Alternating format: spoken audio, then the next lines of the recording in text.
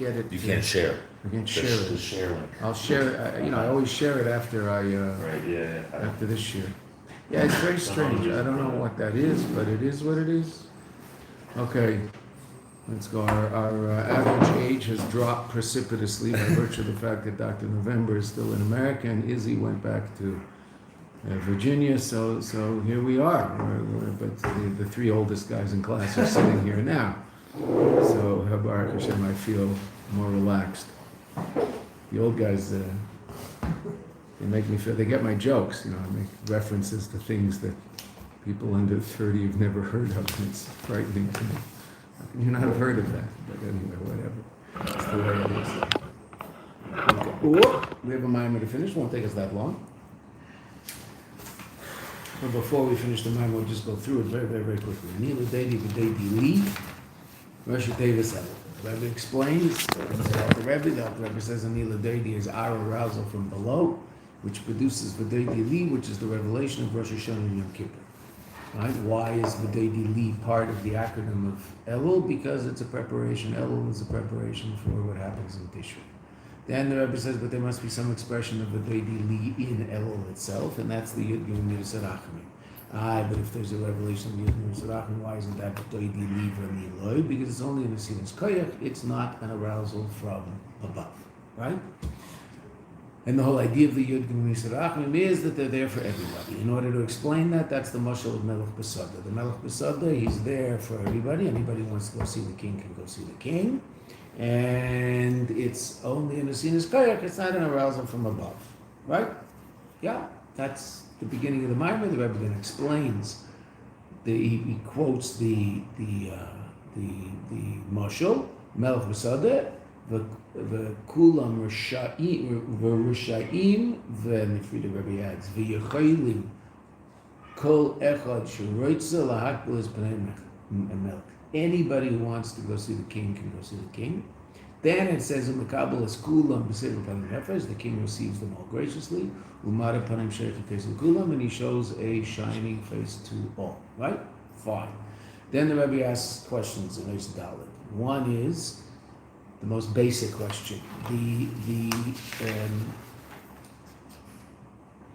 In the mashals, the Rebbe asks, why do we need the king's response to us coming to see him in the field in the mashal? The whole idea of the mashal is to just say that the king's available to all of us and that it's only in Asinas Koyach. So just say the king's in the field. Anybody who wants to go see him can go see him. That's enough. Right? Why the king's response? Especially, the Rebbe says, when the king's response to us coming to him in the field is supposed to be Rosh Hashanah Yom Kippur. Anila Deidi to the king in the field, and when does the king show himself to us? The Deidi Li, that's Rosh Hashanah Yom Kippur. So why does the Alter Rebbe put the response of the king in the mashal describing what happens in Elul? That seems to contradict what the Alter Rebbe himself said before. Also, the Rebbe asked, what's the difference between Makabel and Mare? Makabel, he receives them graciously, verb, adjective, shows, a different verb, panim sheikha case, different adjective, a shining face. What's that all about? In order to understand that, so the Rebbe says in the continuation of Ois Dalet, right? It goes from page Shin Samach Dalet over to Shin Samach Hey, if you're following along. That in order to get the Gilui of in order to fully appreciate the Gilui of Tishrei, a person requires great work. In order to fully appreciate, the Gilui of Elul, one need simply rak, is the Rebbe's word, as if this is simple, Kabbalah Soul. Go see the king. What does that mean? The king's king. Accepting the king is king. That's the Avodah of Elul, Kabbalah Soul. Right? We didn't talk about it then, but there happens to be an interesting mimer. The mimer before this mimer in melukat. This is melukat dalet, melukat gimel. So the Rebbe edited a mimer that was said later than this. This was said in Chaf Vav. I believe melukat gimel was lamed base. If I'm not mistaken, I think it was lamed base or lamed vav. Anyway, it was later. But the Rebbe edited it first. And that mimer, interesting enough, spends a great deal of time talking about the difference between Kabbalah Soul and Yira. Generally, we put them together, but that mimer discusses what Yira is, what Kabbalah Soul is, how it's possible Kabbalah Soul without Yira. Okay, that's just an interesting discussion if you ever want to learn about that. And that mimer is more about the union of Yira and Ava in the Avodah of Elul than this. Elul, Kabbalah Soul. the Rebbe starts answering the question as to why it is that the two questions. Why is the response of the king is included in the mashal, and that response is supposed to be in Tishrei and not in Elul, not in the field. So the Rebbe then starts explaining in quite an amazing way the pshat in the mashal. The pshat in the mashal is not that the king is receiving us as we come see him in the field. The pshat in the mashal is that even before we come see the king in the field, right? The Dagesh, the Rebbe says, in the Ois, in the end of Ois Dalet, the Dagesh is on the word kulam, all, everyone, that the king accepts everyone, even those people who want to come see him, but for whatever reason have not been able to come see him. Even those people are accepted graciously by the king, which gives those people an even greater energy to go see the king. Right? That was the first level. Right? That was Ois Dalet. Then in Ois Hey, the Rebbe says, and then we continue. Mara panim sheikha case.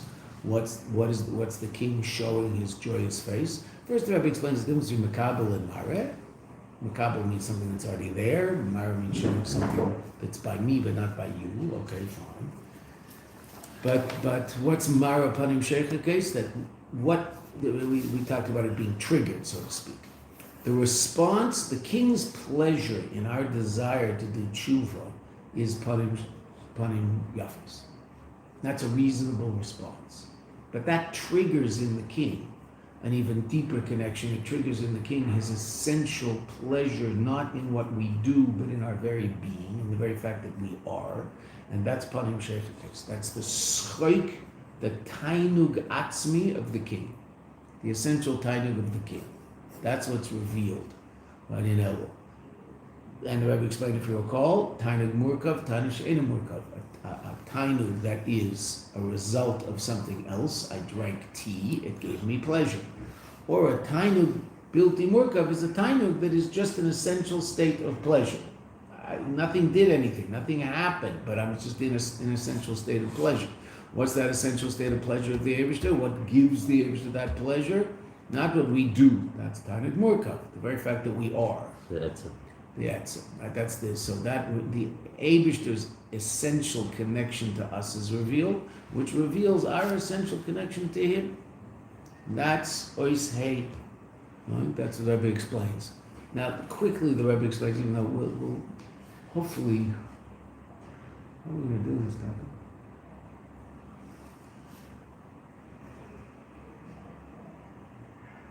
No, we'll see.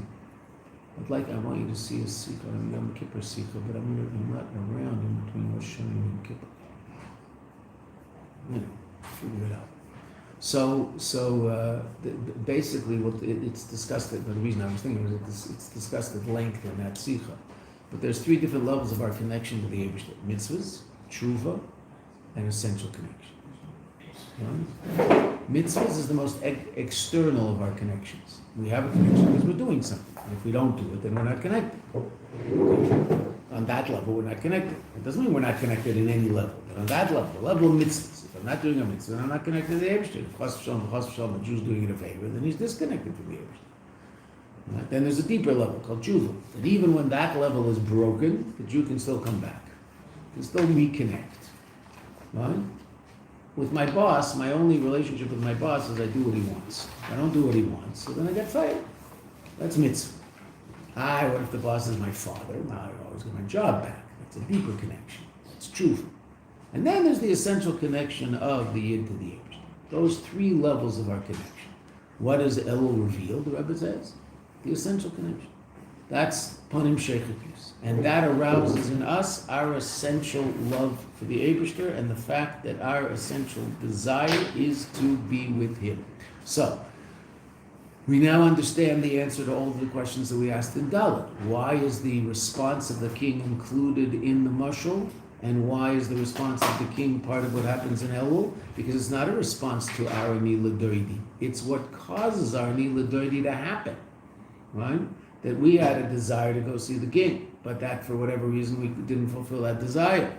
We didn't act upon that desire. The king arouses in us an even more powerful desire, first by Makabel Sever Panim Yafis, then by the level of Maram Panim Sheichikis. The king arouses in us an even more powerful desire to go see him, and we talk to go see the king.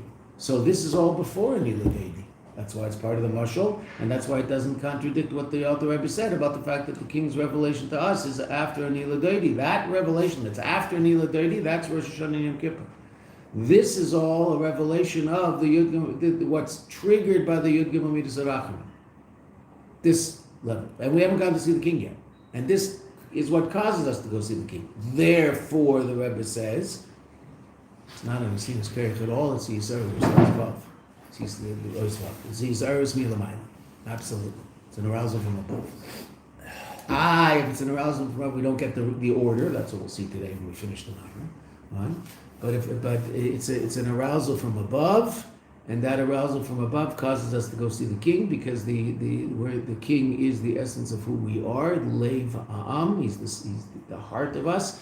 And the Rebbe says the very fact that the king is in the field arouses in us a very powerful desire to go see him. Right? I mean, that itself, the Rebbe says, is obvious if you understand the relationship between the subject and the king. So the king in the field is an arousal from above, absolutely, 100%.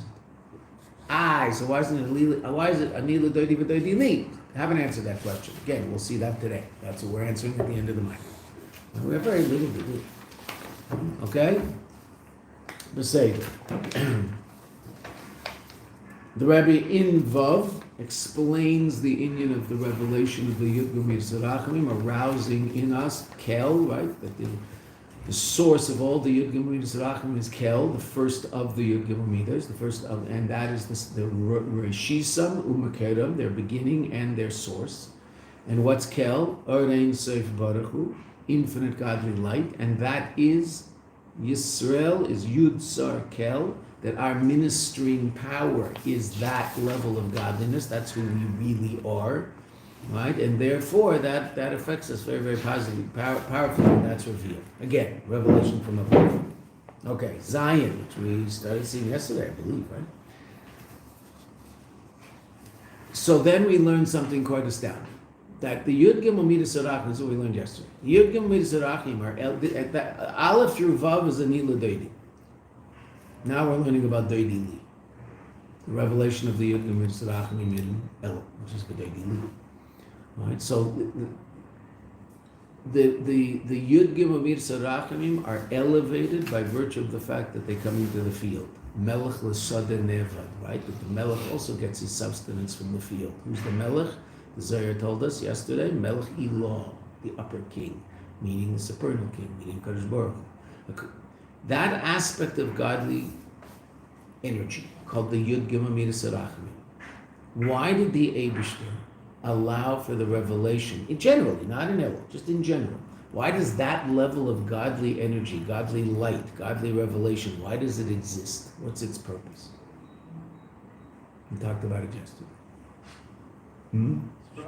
For us to do Shuvah. Now, the Rebbe also said every level of reality, this is what we learned yesterday, every level of reality outside of the essence of the Kadosh Baruch Hu exists ultimately only for us. Okay, but certainly the Yud Gimel Midas Harachamim is rather obvious. Why is that level of godliness revealed in this world in a certain way during Elul, in order to arouse in us a desire to go be who we really are? Once there's a revelation of who I really am, who the Ani Amiti is, the Rebbe said, right? Who Ani really is, then what does Ani want? Doidi. I don't have to do anything. All the Eibishter has to do, so to speak, is reveal who Ani is. Who am I really? Person who wants a relationship with Kadosh Baruch Hu. That's who we really are. There's all this other stuff that covers us up and makes a lot of noise in our lives. It's coming from our Nefesh HaBahamis. Okay, but that's not essential me. That's not true who I really am. That's revealed conscious me down here in Eilam Hazeh. But I mean, if you think about it just simply, if you were to define a person, right? So, okay, yesterday, I'll be personal. Yesterday was the yahrzeit of my grandfather. Okay. If my grandfather was all about being Ephraim Leib Ben Shmuel, walking around in Eilam Hazeh, running his fur factory, and then, doing whatever he did after he retired, right? If so, that's who he was. So what's a yahrzeit? He's finished. He's done. What do you mean he's done? He's in a Neshama in Gan Eden, right? He's not done. Okay, so he was down here for 85 years. Yeah, nice life. The beginning was pretty tough in Europe. but he got out of that somehow. Okay, so he had a nice life. 85 years. Is that who he is? That's ridiculous. Who was he before those 85 years? He was in neshama, somewhere up in wherever neshamas hang out. Then what happened? That neshama came down and was called in a body. Spent 85 years vargeling around in Elam Hazah, partly in Europe, then came to Canada, right? Whenever people make fun of my accent in Hebrew, I speak a fine Hebrew, I teach in Hebrew, but I have a heavy accent in Hebrew, an accent of someone who clearly wasn't born here. What? Whenever they make fun of it, I always tell them, I knew my grandfather. My grandfather lived in Canada for 70 years, and he had an Eastern European accent when he spoke English for 70 years.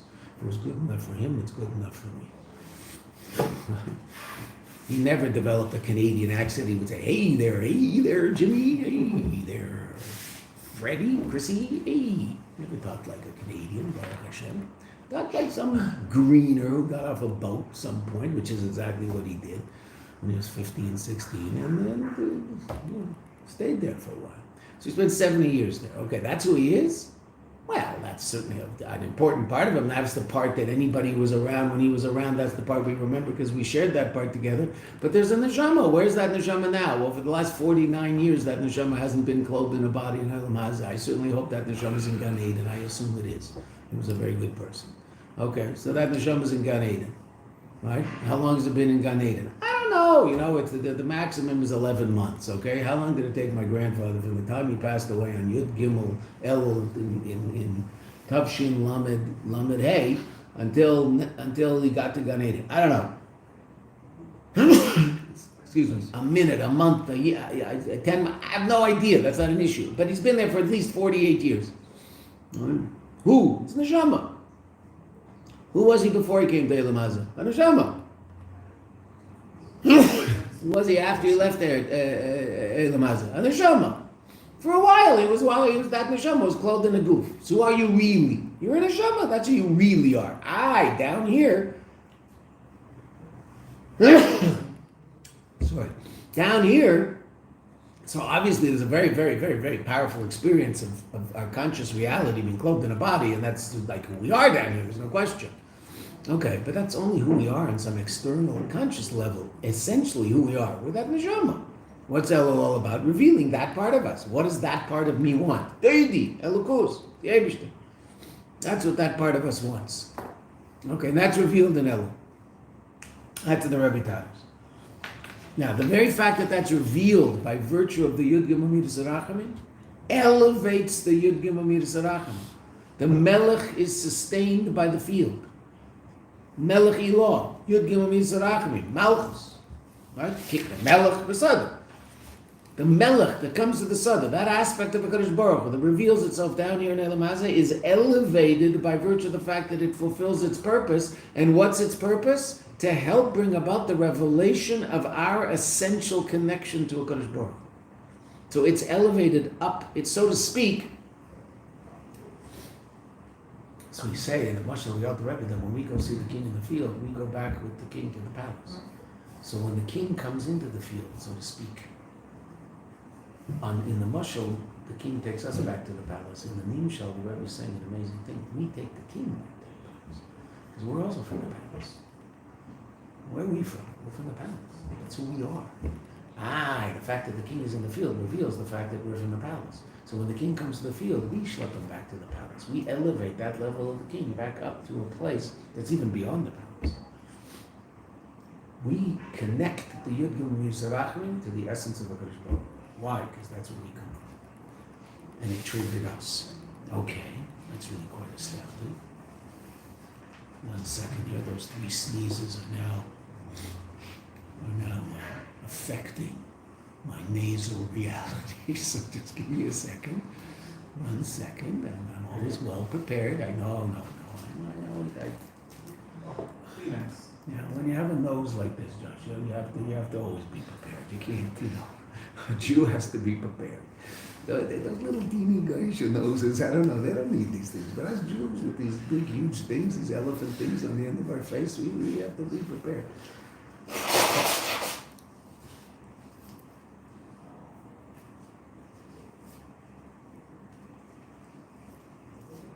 Okay.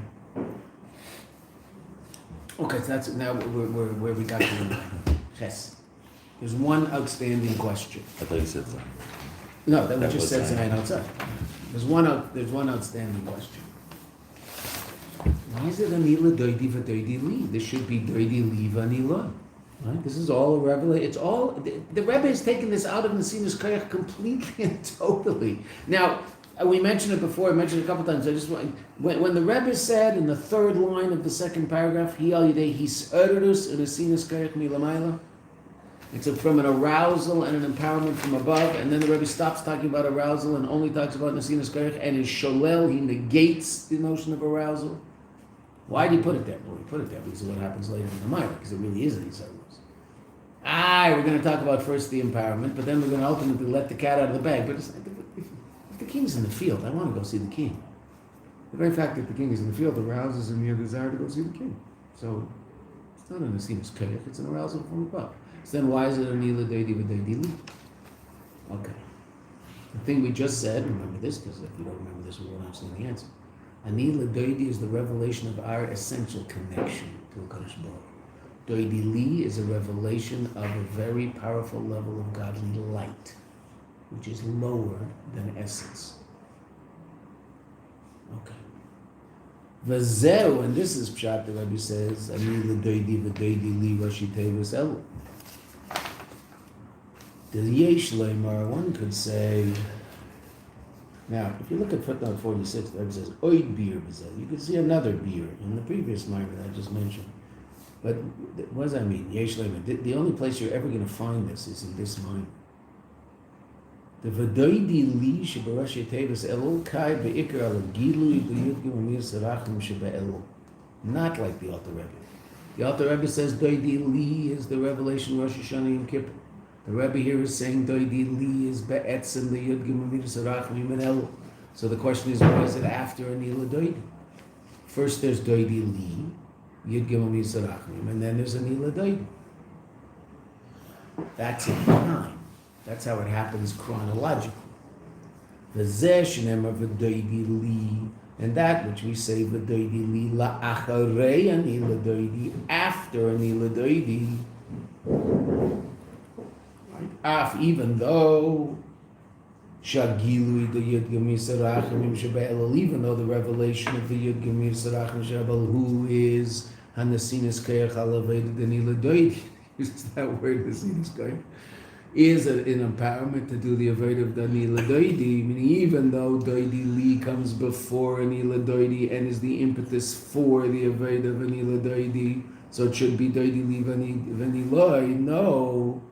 Why is it Anila Doidi V'Doidi Li? The Rebbe says an unbelievable shot that you will not find anywhere else. Keep the pnimius in your name. Anila Doidi Aveda Sa'adam. The Anila Doidi of this equation, Ulamailami V'Doidi Li, is a higher level than V'Doidi Li, which is the Gilui Milamaila. Anila Doidi is what? A revelation of our essential connection to the essence of the HaKadosh Baruch Hu. That's Anila Doidi. What's V'Doidi Li? An expression of very, very powerful godly light. What's Etzem? What's Or? Two completely different states of reality. As a matter of fact, relative to Etzem, relative to the essence of the HaKadosh Baruch Hu, what's Or referred to? Ayin. Referred to as? Ayin. Non-existence. Because once you define existence in terms of Etzem, then how is existence defined? It exists by virtue of itself. It has no source in anything else. It just is. What's called Yesh Amiti. We talked about it at length earlier in the Mayanot. The Yesh Amiti of Etzem, of the essence of HaKadosh Baruch Hu. HaKadosh Baruch Hu himself. Where did he come from? He didn't. No, we talked about this yesterday, beforehand. Right? The essence of the Abish. Where did he come from? He must come from somewhere. Well, when did he show up? Just did. Well, where did he come from? He didn't. Why is he there? Just did. What does he do? It's his purpose. No purpose. Well, where did he come from? Didn't. When did he start? No start.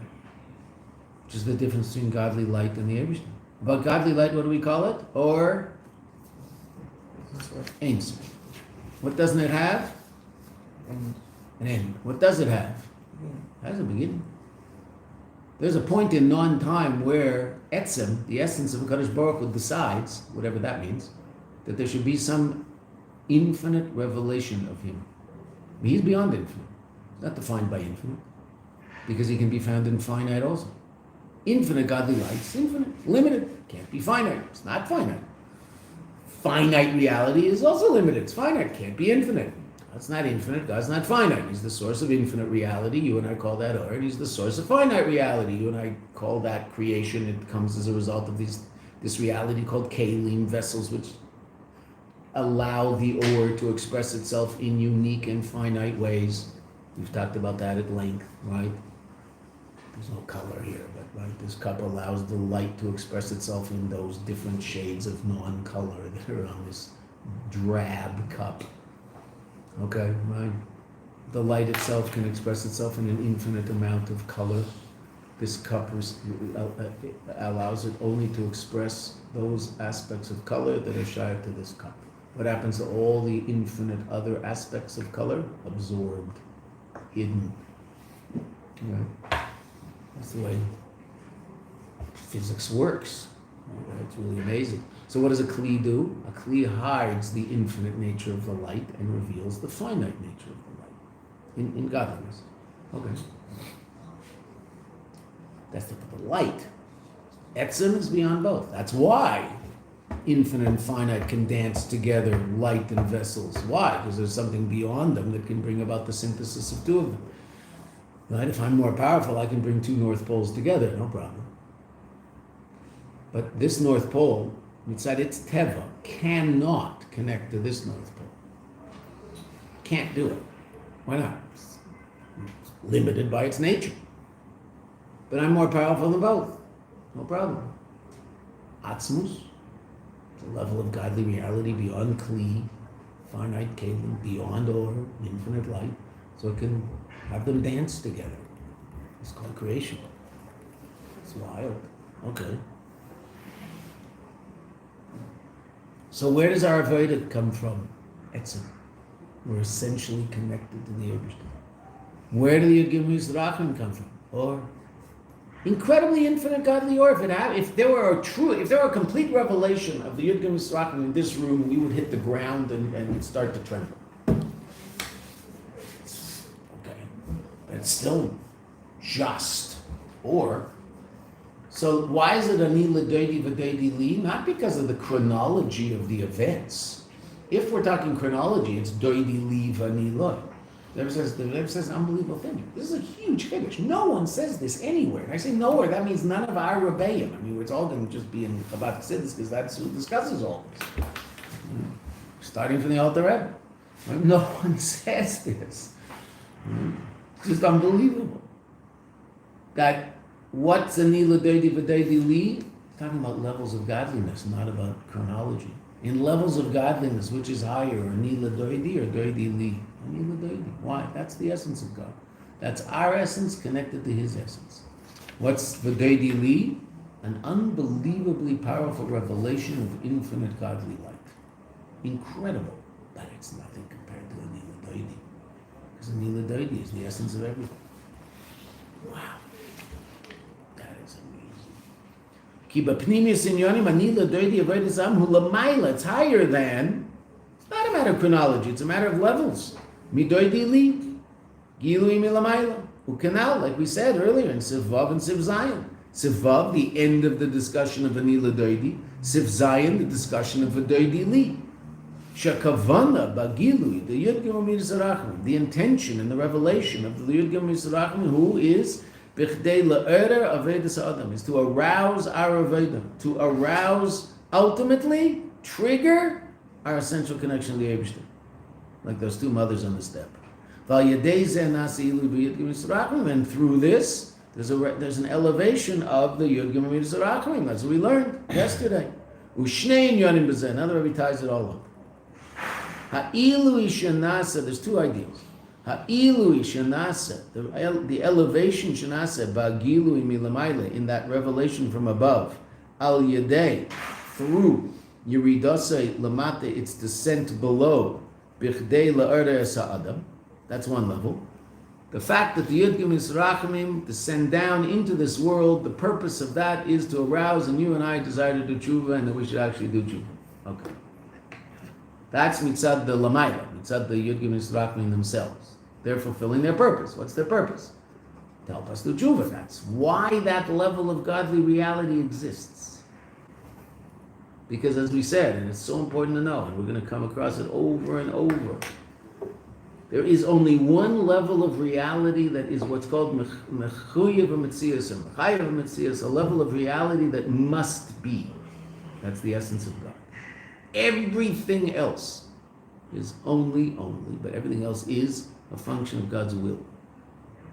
The only reason any other state of reality exists, even the highest level of godly light, is because God wants it to. It doesn't have to exist. It exists because God wants it to. Why does the essence of God exist? It just does.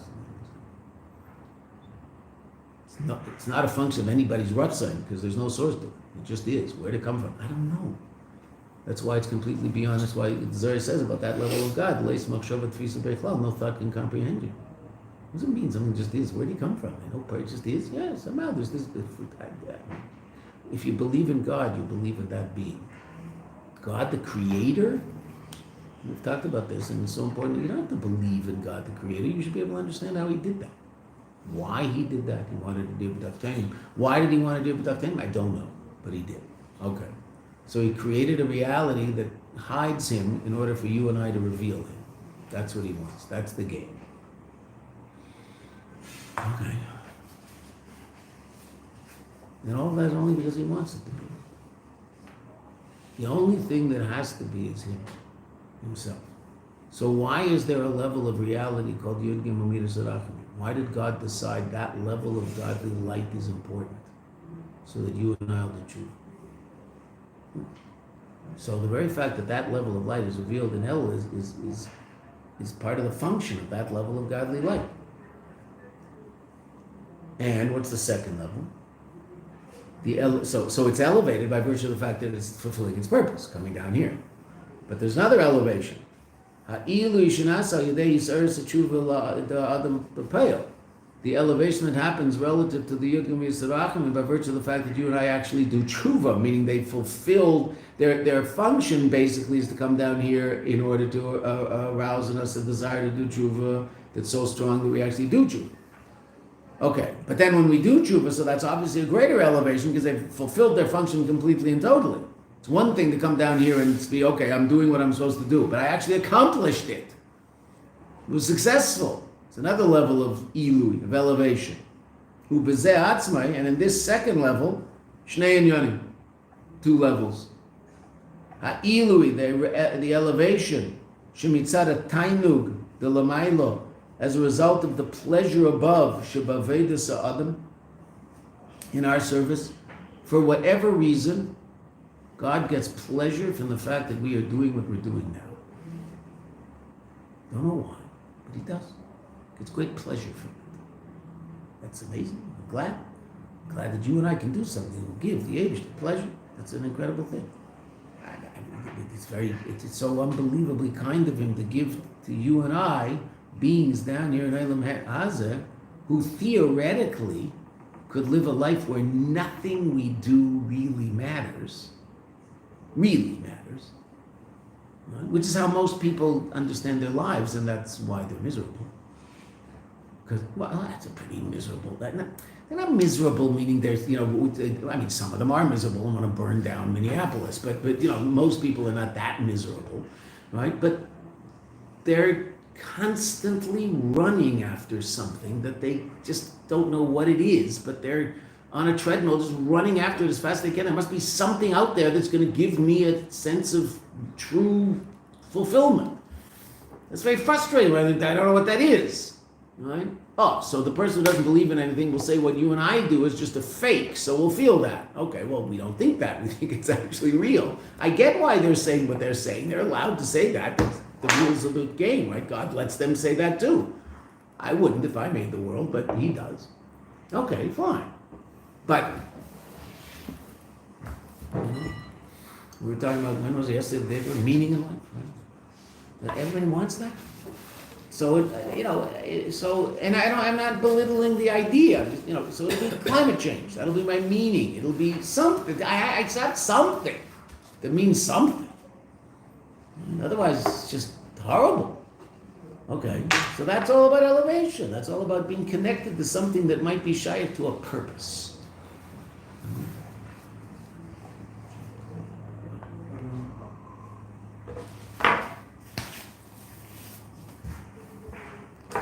So you and I actually, and this refers to every human, non-Jews also can give God pleasure by virtue of doing mitzvahs. What? Shem mitzvahs b'nei leir. There's things that they were created to do.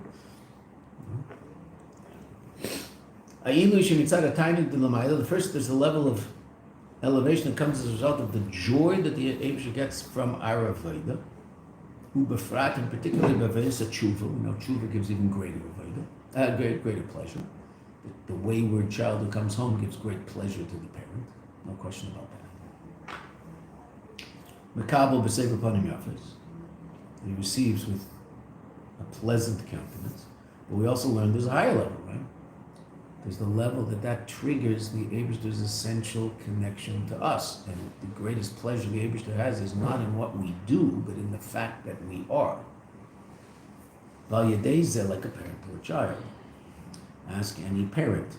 They will spend some time during their week looking at their sleeping child.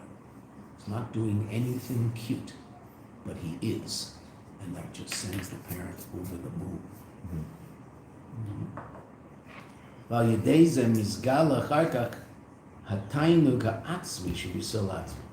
afterwards, there's the revelation, it's revealed, we talked about this before, right? This is Panim Shefer case. The essential timing that the Eibishter has in us, the Shadash and Neshamis, that the source of our Neshama, who l'mayla mishorish the Torah mitzvahs, is higher than the source of Torah mitzvahs.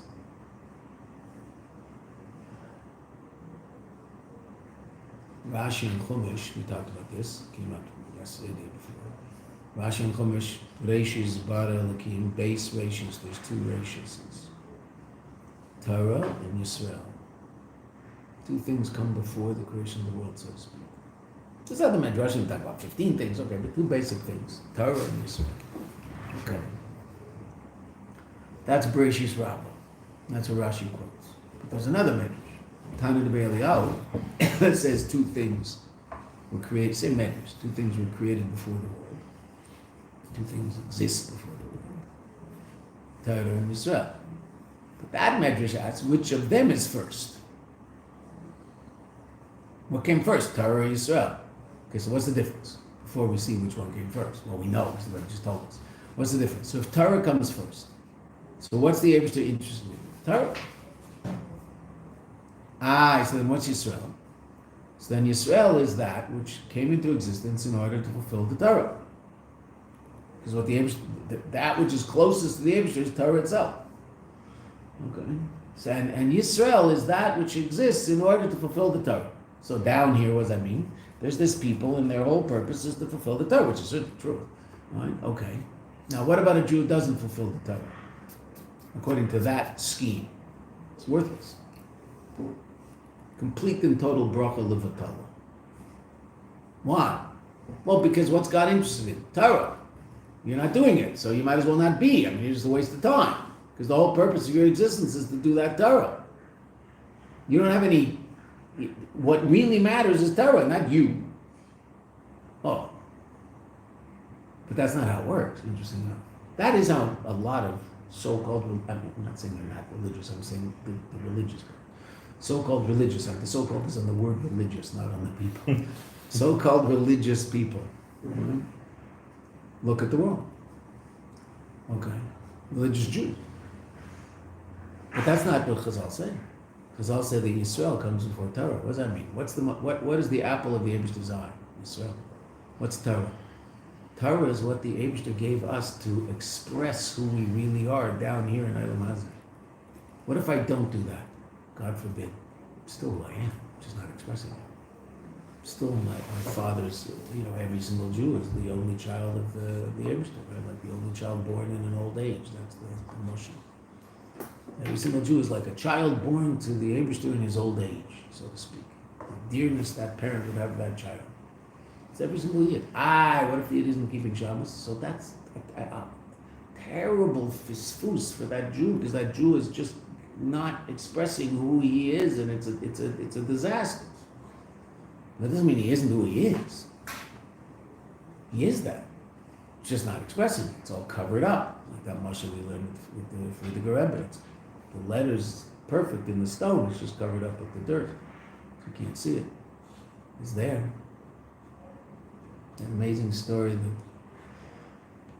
the Rebbe told two Bochrim in the hallway in 770. The Rebbe came down from visiting the Frierdiker Rebbe, and he told two Bochrim an amazing story, Rabbi Edelman and Rabbi Sharfstein. They weren't rabbi then, they were just Bochrim.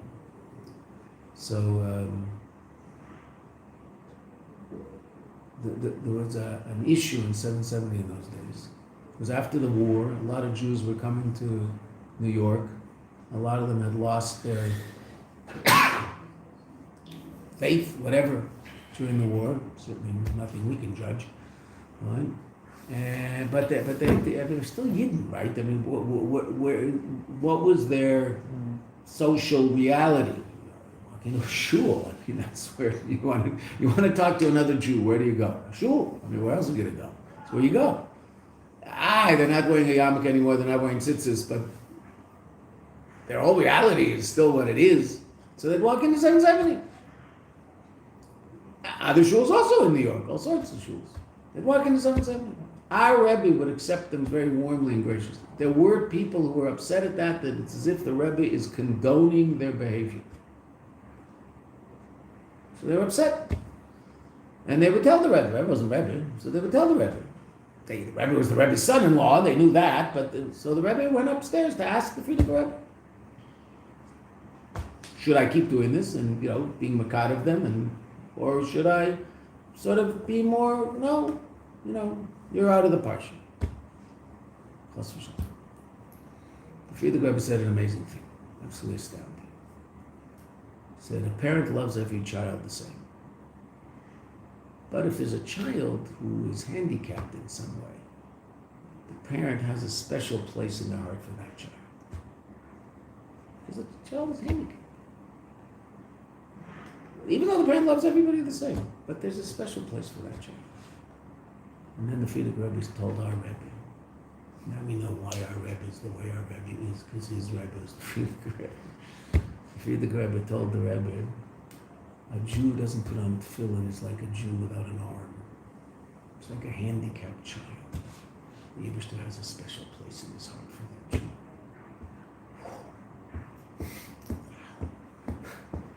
Wow. You want to be that Jew? Of course not. I don't want to be without an arm. I want my father to love me, so I'll cut off my leg. No, that's not healthy. Does my father want me to cut off my leg so he'll love me more? No. Right? That's a pretty dumb thing to do. But, because a Yid is a Yid. A Yid is a Yid. What does the Eibishter love? Yid. The Eibishter gave us Torah. That's Pshat in the Medrash. It says we come first. So that's what the Rebbe is saying here. That the neshama is higher than the Torah. What's the Torah? The Torah is that which the Eibishter gives us to express who we are. 613 mitzvahs, 613 strands of the soul. Each mitzvah is a means of expression for the soul to express itself, who it is, what it's all about. Nasi Lagami, Tafshin Yud Aleph, Tafshin Yud.